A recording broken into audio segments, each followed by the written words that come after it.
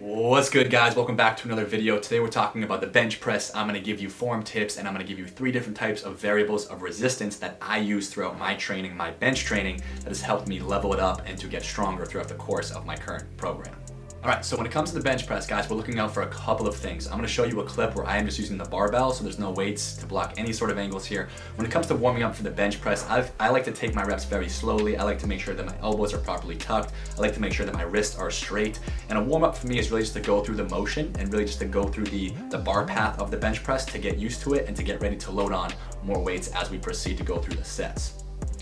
A mistake I see people make throughout their warm-ups is that they add too much weight too quickly. So for example, some people that can bench, mid 2s, closer to 3, they'll throw on 135 and they'll treat that as their warm-up. But what I like to do again is to take just the bar, get used to the bar path, kind of envision myself, pressing heavier weights, just getting my elbows positioned, getting my lats to fire, getting all of the form cues down before I go ahead and work into some heavier weights.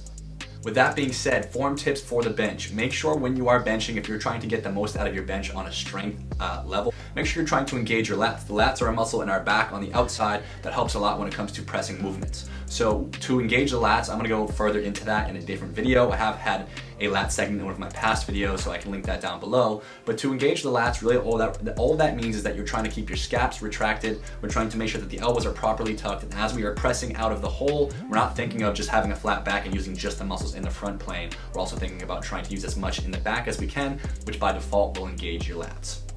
Another form tip would be to watch your wrists. I see it time and time again with clients and with people that I train with, is that their wrists, especially as we work into heavier weights, start to bend, and that starts to throw off the bar path. So instead of the bar being lined up with your chest and your pecs, as you bend your wrists, you can see on the side angle here that the bar will go from lined up to my pecs to then lined up with my shoulder, and that is let alone enough of a reason not to bend your wrist. But again, there's also this sheer pressure of the weight on your wrist that's actually not at all a good thing either. So that is another thing to look out for when it comes to form.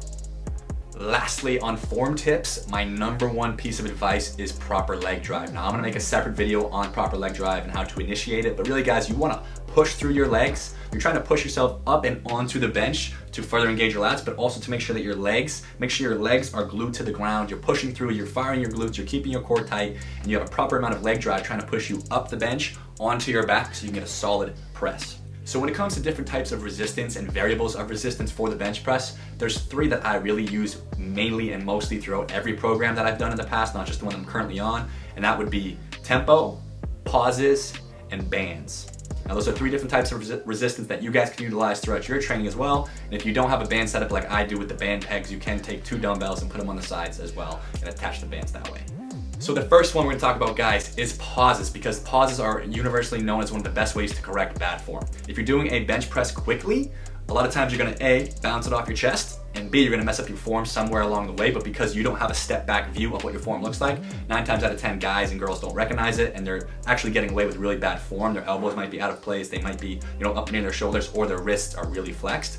And so I always recommend pausing at the bottom because it can clean up any errors in your form and also can really help you engage the muscles and connect the mind to muscle aspect that a lot of people talk about.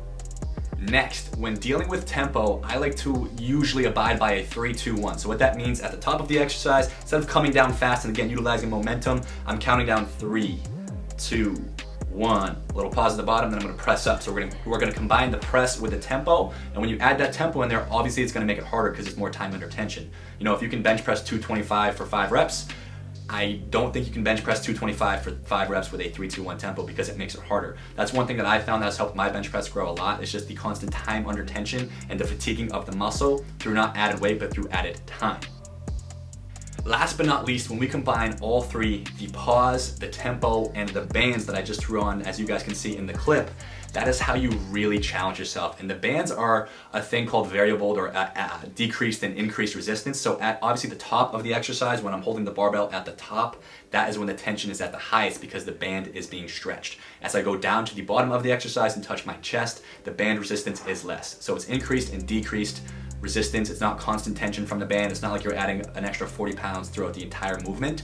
You're just adding an extra 40 to 42 pounds at the top of the movement, which is going to help you correct things like your lockout, your wrists, your elbows, just trying to keep everything in line and having a proper bar path. So when you combine all 3 of these guys, when you combine the pause, the tempo, and the bands, what you're gonna find is that you're gonna challenge yourself in ways that you could never do with a normal bench press. These principles have been around for a long time. When you look back on, coaches like Louis Simmons and other strength guys on the West Side, as well as just traditional strength training systems like in the college systems, you're gonna see a lot of people utilize things just like this. They're gonna utilize things like this, they're gonna utilize chains, a lot of different tempos, pauses. There can even be 3 or 4 or 5 second pauses I've seen. And so this is a very universal idea, and it's a very universal principle and principles that I think you should apply to your training, because I have seen my own bench press benefit greatly from implementing these things into my bench press training.